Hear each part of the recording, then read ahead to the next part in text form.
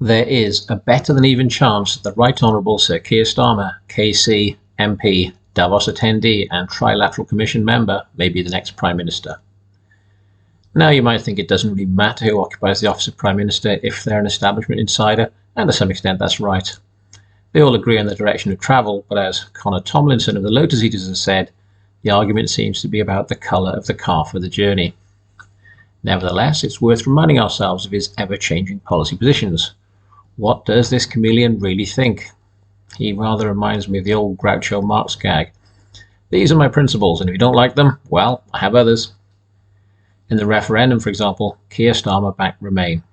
As Shadow Brexit Secretary, he worked to block Brexit 48 times.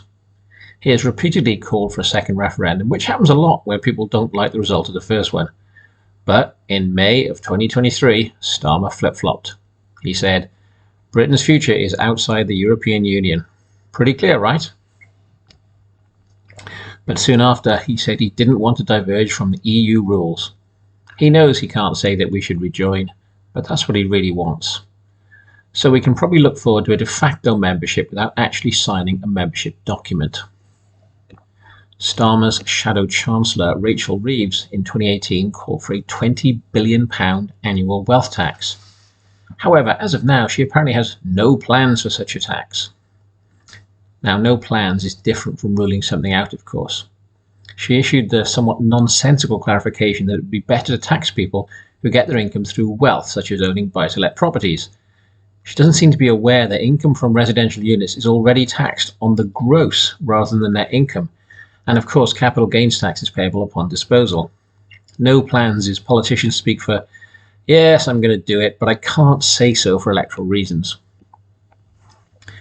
When Starmer stood for the leadership of the Labour Party, he promised to increase income tax for the top 5% of earners. That pledge is now gone. In an interview with The Telegraph, Starmer somewhat comically claimed he wanted a lower taxation, but he gave no details of what spending might be cut to actually make this a reality. So Labour's tax plans are a convoluted mess, other than the usual empty cliche about cracking down on tax avoidance, which everyone says. Again, during the leadership campaign, Starmer promised to abolish university tuition fees and end what he called the national scandal of spiralling student debt. But at the start of 2023, the policy was under review, which is Starmer speak for dropped, because of course the cost of the weak public finances. If Starmer is elected, any awkward pledge will be likewise dropped on that basis. In the 2019 election manifesto, Labour promised to take the railways, the post office, water companies, the energy industry, etc., into public ownership. Not only did Starmer support the manifesto, but when standing for the leadership, he offered his full support for common ownership of the same. Even then he was scared of the word nationalisation, but it seems to mean the same thing. But that was dropped soon enough because of weak public finances again.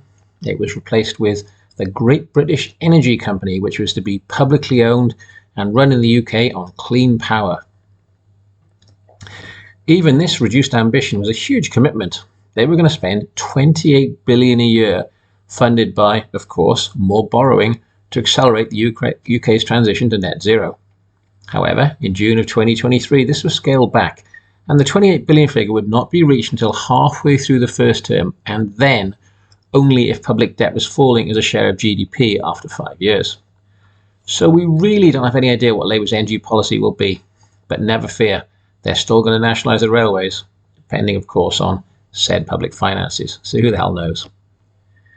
In fairness to the Labour Party under Sir Kier Starmer, they've made one absolutely concrete pledge. They say they will build 1.5 million homes in the first term of a Labour government. This is bold, this is definitive, and this is a very necessary thing given the housing crisis. But if you get that strange sense of déjà vu, the sense you've heard it all before somewhere, it's because you have. The government have made exactly the same pledge, and neither party will deliver. There was to be a tax rate on tech companies. Labour pledged to increase the levy charged on tech company revenues from 2% to 10%. Companies like Amazon, Facebook and the like would have been impacted, but that's now gone. Remember this the next time they promise to tax the rich. They won't. They'll tax you. Starmer used to talk about defending migrants' rights, but that's now evaporated. When standing to become leader, Starmer said, "I want families to be able to live together, whether that's in Europe or here. We have to make the case for freedom of movement." But he's since ruled out a return to open borders, and given how electorally unpopular that is, you should expect almost complete radio silence on the issue. So who knows what the reality will be? Most likely more fast-track migration from almost anywhere in the world. Starmer promised to abolish universal credit and end the Tories' cruel sanctions regime, but Labour has since reversed this idea, instead saying it would fundamentally reform the system and make it less complex. What does that mean? What does it look like? No one knows.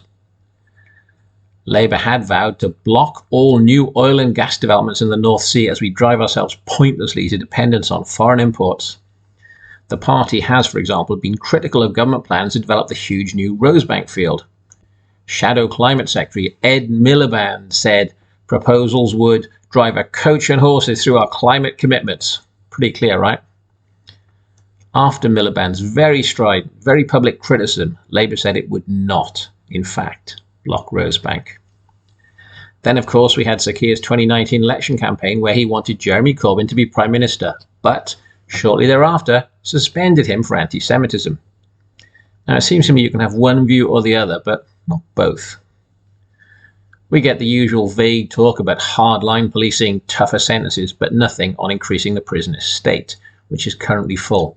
So this is largely junk, along with the usual Labour line about the beleaguered NHS, don't let the Tories privatise it, blah, blah. Well, if you still believe that narrative and you've lived through a few general elections, I'm not sure this video is for you. But perhaps Starmer's greatest flip-flop is on the issue of Gaza. In a recent LBC interview, he said Israel had a right to defend itself after the October 7th attacks. However, he soon found himself on a sticky wicket when asked about cutting off water and power supplies. Asked if it was appropriate as part of an Israeli response, he replied, "I think Israel does have that right. It is an ongoing situation." At that point, Labour's activist base had a collective nervous breakdown. A number of councillors quit the party, and Sir Kier soon found himself out of step with virtually everyone else in Labour. So they issued what they called a clarification, which was in fact a complete 180-degree contradiction from what he'd said just hours before. Labour spokesman claimed he'd repeatedly said that aid, fuel, water, electricity and medical supplies must be urgently ramped up. So whether it's Brexit, tax, student debt, widespread nationalisation, British Energy Company, any public spending at all, house building, windfall tax on tech companies, migrant rights, new oil and gas exploration, and of course the Israel-Palestine question, the leader of opposition has faced both ways on these issues in short order. It's very difficult to know what he actually thinks and almost impossible to know how long he'll hold the latest opinion. I would therefore ask you to think long and hard on the question of whether Sir Kier Starmer is the answer to Britain's problems. We've no idea what he thinks, and it's not clear you can vote for such a man. He is the establishment candidate through and through. He's blue Labour. What fundamentally separates Sir Kier and Rishi Sunak? If you can't come up with anything real, anything substantial, I would suggest you consider voting for a third party, because Sir Kier is not the answer. If you like this, please click the like button. Also recommend to others and subscribe to the channel.